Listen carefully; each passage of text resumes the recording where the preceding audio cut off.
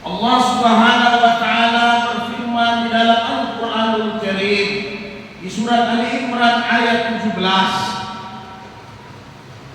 was-sabirina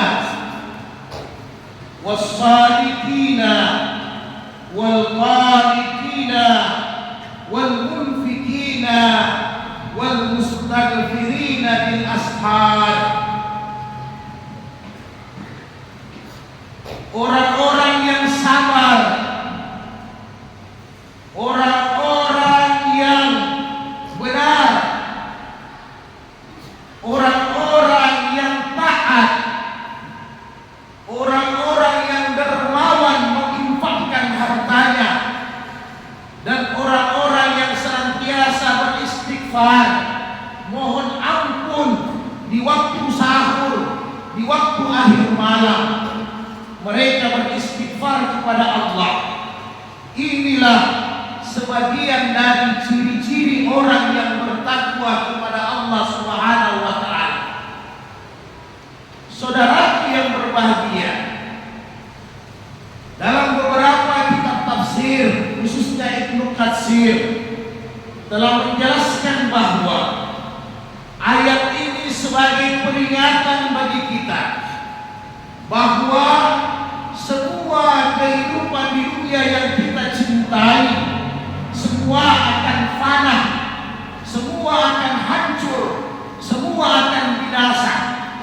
Yang kekal itu adalah ketakwaan, yang kekal itu adalah harta yang kita infakkan, yang kekal itu adalah kesabaran, kebenaran. Itulah yang akan kita bawa sebagai bekal kehidupan kita selama-lamanya di alam akhirat. Kemudian saudaraku yang berbahagia, ayat ini sangat relevan khususnya di bulan suci Ramadan. Allah telah menjelaskan sebagian dari sifat orang yang bertakwa, sedangkan tujuan kita, akhir perjalanan kita di madrasah pendidikan Ramadan ini tidak lain la'allakum tattaqun. Kita ingin menjadi hamba yang bertakwa kepada Allah. Maka sangat relevan apa yang kita lakukan di bulan suci Ramadan ini. Yang pertama, was-sabirin. Orang yang bertakwa itu memiliki sifat yang sabar. Sabar dalam arti kata sabar dalam musibah yang Allah berikan, sabar dalam ketaatan kepada Allah, sabar dalam menjauhi maksiat dan dosa. Inilah sifat orang-orang yang bertakwa di bulan suci Ramadan. Sabar ini sangat dibutuhkan oleh orang-orang yang berpuasa. Rasulullah telah menjelaskan, apabila kalian diajak untuk berdebat, untuk saling bantah, maka katakan, inni sa'imun, aku sementara berpuasa. Dalam hadis sahih, Rasulullah telah menjelaskan bahwa asabru nisfu shaum. Sabar ini setengah dari puasa. Artinya apa? Apabila orang yang puasa tidak memiliki sifat sabar, maka bisa dipastikan puasanya tidak sempurna di sisi Allah. Kemudian yang kedua, was-shadiqin, orang yang benar. Maka sabar ini mendidik kita di bulan Ramadan, mendidik kita menjadi orang yang benar dan jujur. Bukankah kata Rasulullah dalam hadis-hadis sahih bahwa janganlah kalian melakukan rafas, pekerjaan, perkataan yang kotor, termasuk dusta, bohong, adu domba, ghibah, namimah, dan janganlah kalian melakukan hal yang sia-sia di bulan suci Ramadan. Maka sangat relevan puasa mendidik kita sebagai orang yang jujur dan benar. Kemudian yang ketiga, wal qanitin, yaitu kunut. Kunut artinya adalah kita taat kepada Allah Subhanahu wa taala. Ramadan ini mendidik kita bukan hanya melaksanakan mendirikan ibadah puasa di siang hari, tetapi sangat dianjurkan agar kita melakukan ketaatan-ketaatan kepada Allah, menegakkan salat 5 waktu, menambahnya dengan ibadah-ibadah sunnah tarawih di malam hari, senantiasa berqiraah, tilawah, berbicara dengan Al-Quran, membaca Al-Quran setiap saat, jangan sampai ada waktu yang kosong. Maka kita dididik di bulan Ramadan agar menjadi insan yang taat kepada Allah. Kemudian yang keempat adalah menginfakkan harta kita di jalan Allah.